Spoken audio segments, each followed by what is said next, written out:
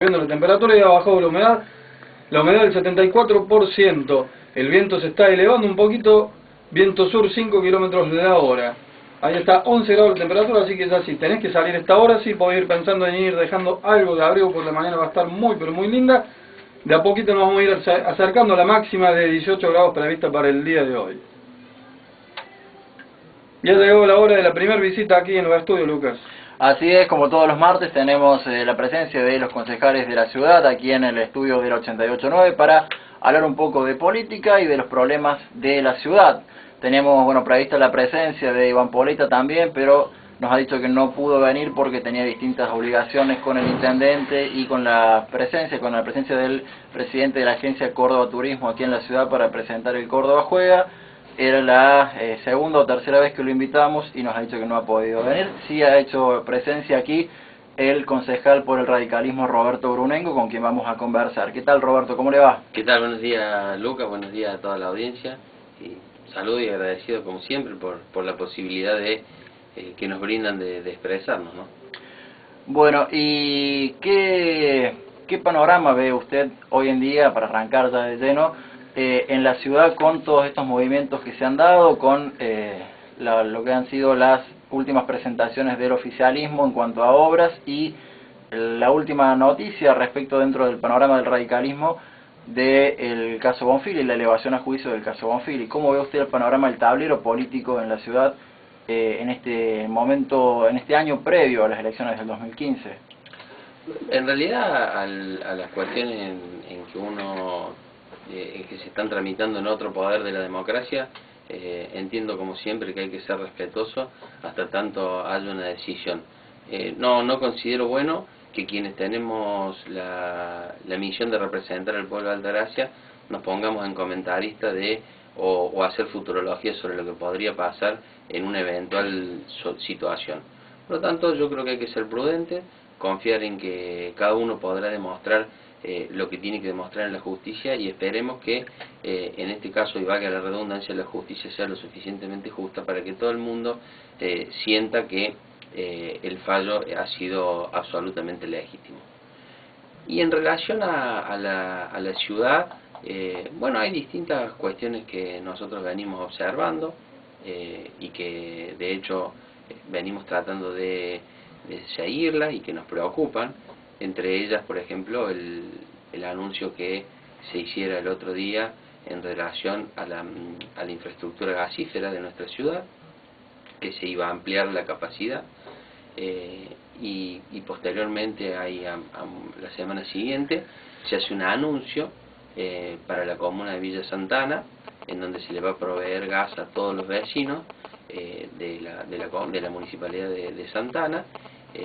Y nosotros ahí empezamos a investigar un poquito y levantando las declaraciones periodísticas por donde nos hemos enterado en uno de los medios del multimedio, y hemos decidido presentar un pedido de informe que básicamente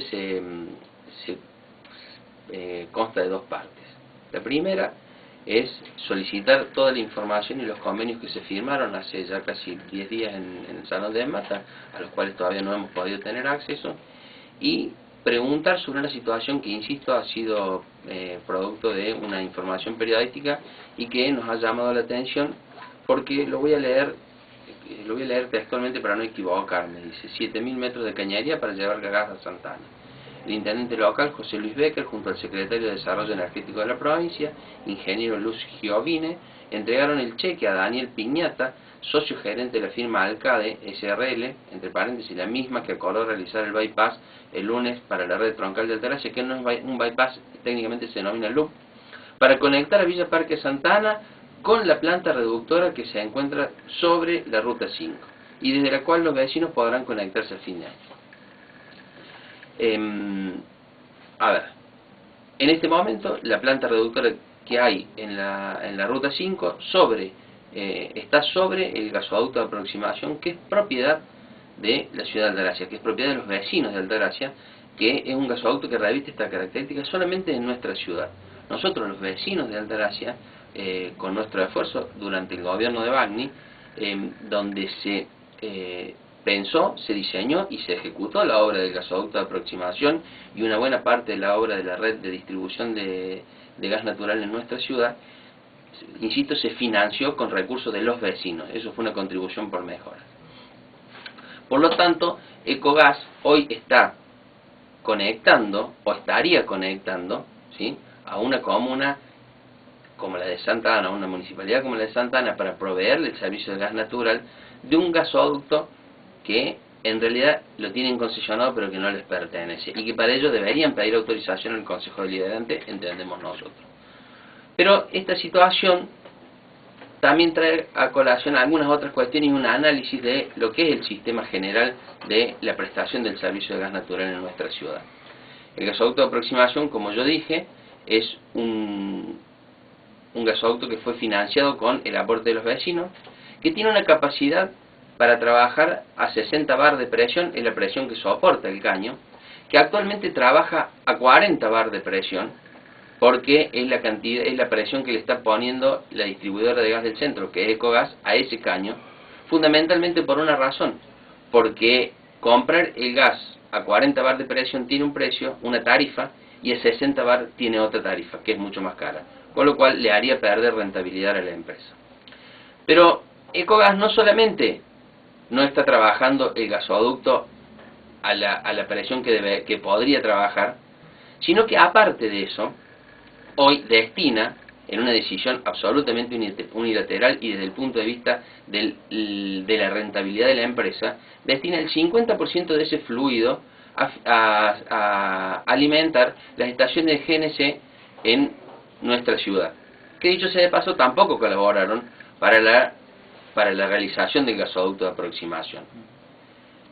Y encima ahora, entendemos nosotros, se va a conectar a la Municipalidad de Santa Ana a nuestro gasoducto, con lo cual le va a quitar posibilidades de conexión a vecinos de Altagracia. No es que nosotros estemos en contra de que los vecinos de Santa Ana tengan la provisión de gas natural. Lo que queremos es que el gobierno provincial cumpla con lo que viene prometiendo desde el 2008, cuando la gobernación era ejercida por el contador Juan Schiaretti, en que iban a hacer las redes troncales nuevas para que todo el mundo se pudiera conectar al servicio de gas natural. Lo han prometido en 2008, lo prometieron en Altagracia nuevamente en 2012, cuando le renovaron el contrato de Ecogas y le prometieron a los vecinos de Altagracia que, renovado ese contrato, inmediatamente iban a poder conectarse 2.500 vecinos a la red de gas natural, cosa que evidentemente no sucedió, y hasta hace muy pocos días, incluso en una decisión compartida por el viceintendente Facundo Torres y las autoridades de Ecogas, se habían restringido todas las conexiones posibles en nuestra ciudad. Y ahora nos prometen nuevamente un gasoducto de refuerzo, que no es un gasoducto de refuerzo, sino es técnicamente un loop, que lo que hace es aumentar el caudal, pero no va a aumentar la presión sobre el caño, el gasoducto que trae el gas. Por lo tanto, difícilmente podamos aumentar solamente con esa obra, digo, la capacidad de conectarse a los vecinos de Altagracia.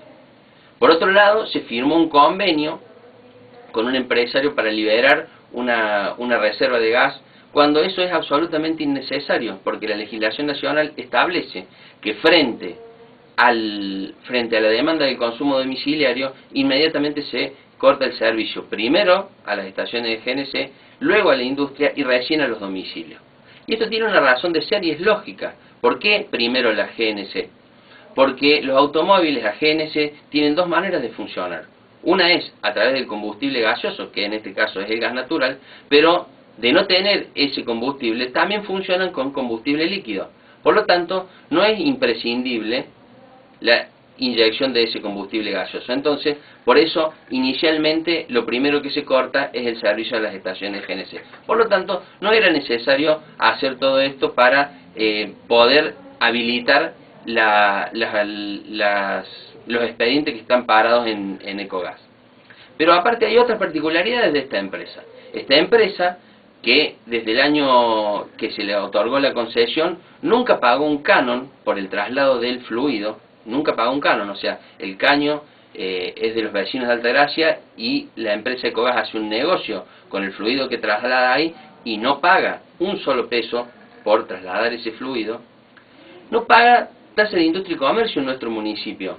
Y esto los vecinos que me están escuchando saben que todos los meses, indefectiblemente, tienen que hacer una declaración jurada, presentarse en ingresos brutos, decirle al Estado municipal cuánto han facturado en bruto, y sobre esa facturación se establece una alícuota para contribuir en el municipio, cosa que Ecogas, por decisión de este gobierno, no hace.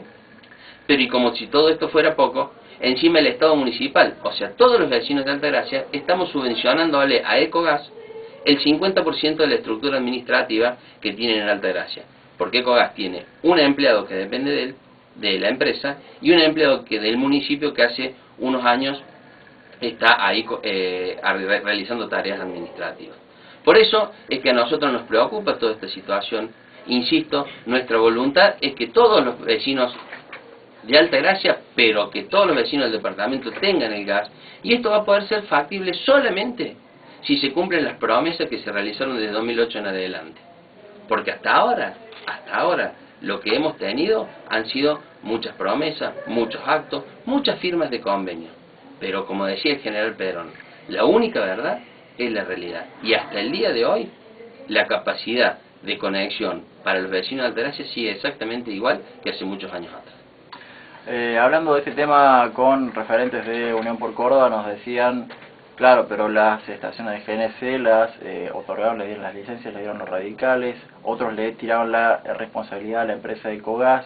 ¿Quién tenía la responsabilidad puntual de que la ciudad de Altagracia haya disminuido su capacidad gasífera o la capacidad de distribución de gas, o si ha sido mal vendida esa capacidad de gas?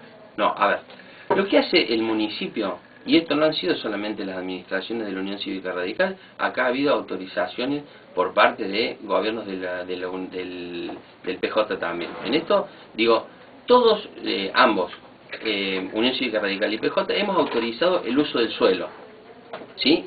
Que no significa autorizar el consumo, porque ¿quién sabe, en definitiva, cuál es el consumo? La única que sabe si está en condiciones de proveer, ¿sí?, el insumo básico para que esa estación funcione es la empresa Ecogas. Lo único que hace el municipio, a ver si nos entendemos, ha habido una autorización del uso de suelo que dice, acá se puede poner una estación de servicio de GNC. Ahora, quien dice si está en condiciones o no de proveer el gas a esa estación es Ecogas. ¿Qué es lo que ha hecho Ecogas? Ha priorizado su rentabilidad como empresa en contra de los intereses de los vecinos de Altagracia, que en definitiva fueron los que pagaron el gasoducto, no para que Ecogas haga negocio, sino para ellos, para que el vecino de Altagracia y fundamentalmente los sectores más postergados no tengan que andar mendigando una garrafa en pleno invierno con todo lo que significa, y aparte pagándola 7 veces más, que es el costo del gas envasado frente al costo del gas de red. Pero la disminución de la capacidad es pura y exclusivamente de la empresa Ecogas. No hay otro responsable. ¿Y qué herramientas tiene el Estado, ya sea desde el Ejecutivo, desde el Consejo, para controlar o para sancionar a Ecogas? ¿Hay alguna posibilidad de rever el contrato, de alguna cláusula gatillo para poder combinar a la empresa a que cambie la postura o que aumente la capacidad? Mira, lamentablemente la herramienta que se había creado y que se había diseñado, y con todos sus defectos administrativos, de los cuales no tengo problema en que sentarnos y charlarlo, ¿sí? Digo, era el Altagracia Gas, que incluso fue acompañado, ¿sí?, acompañado y defendido por todo el arco político opositor, ¿sí?, incluido quien es hoy el viceintendente a cargo del Ejecutivo Municipal, el doctor Facundo Torres. O sea, en aquel momento se diseñó una herramienta para solucionar todos estos problemas, porque era en definitiva quien iba a decidir el Altagracia Gas, a quién se le brindaba el gas con prioridad y a quién se le brindaba y a quién no se le brindaba la prioridad. El Altagracia Gas era un ente que iba a definir cuáles eran las prioridades. Y si las prioridades del Estado municipal eran, como yo creo que son, darle gas a los vecinos de Altagracia, por supuesto que se hubiera priorizado ese interés por encima del interés legítimo, insisto, legítimo interés comercial. pero se hubiera priorizado la infraestructura social. ¿Qué fue lo que pasó? Porque yo he escuchado muchas cosas por ahí, incluso desde el peronismo, a decirnos que el radicalismo no fue capaz, que el radicalismo no hizo esto, que el radicalismo no hizo aquello. Que me gustaría poder plantear una charla que hubiera sido ideal hoy, pero lamentablemente el representante del oficialismo no vino. Pero también hay que decir esto: el viceintendente Torres tuvo la posibilidad de poder demostrar que Unión por Córdoba hacía mejor las cosas que la Unión Cívica Radical, y que lo que nosotros no habíamos podido hacer, Unión por Córdoba era capaz de hacerlo. ¿Cuál fue el resultado?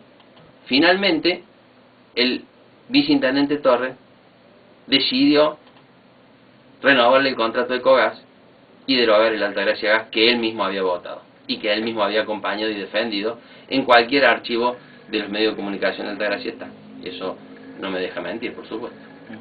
Y entonces, ¿qué piensan ustedes? ¿Para qué se hacen todos estos anuncios, estos convenios, si el día de mañana no tendrían ningún sentido práctico a nivel técnico? Mira, Luca, acá hay muchos anuncios que se hacen y que todavía están esperando la resolución. Te voy a dar algunos ejemplos. El edificio del Casino Viejo de nuestra ciudad. El concurso ganador se abrió el 27 de julio del 2013. Va a cumplir un año que se presentó el proyecto, que se abrieron los sobres. No se ha movido un ladrillo. El Cine Teatro Monumental cierra. Hace un año, o casi un año, que vengo escuchando en todos los medios de comunicación, en todos los micrófonos, en el Consejo Deliberante, que decir por parte del oficialismo que el Cine Teatro Monumental cierra es propiedad del Estado municipal. Entonces yo me pregunto, ¿por qué todavía no lo hemos escriturado a nombre del municipio? Ya ni siquiera digo empezar a restaurarlo. Ni siquiera lo tenemos escriturado a nombre del municipio. Sería interesante que eso también se respondiera. Ahora, esta situación del gas. Acá hay muchísimas cuestiones que se muestran de una forma, pero que finalmente todavía no han encontrado la solución debida. Y eso es lo que realmente nos preocupa a nosotros. Bien. Vamos a una pequeña pausa y enseguida venimos con más el concejal Brunengo de la Unión Cívica Radical hablando de los temas de agenda de la ciudad.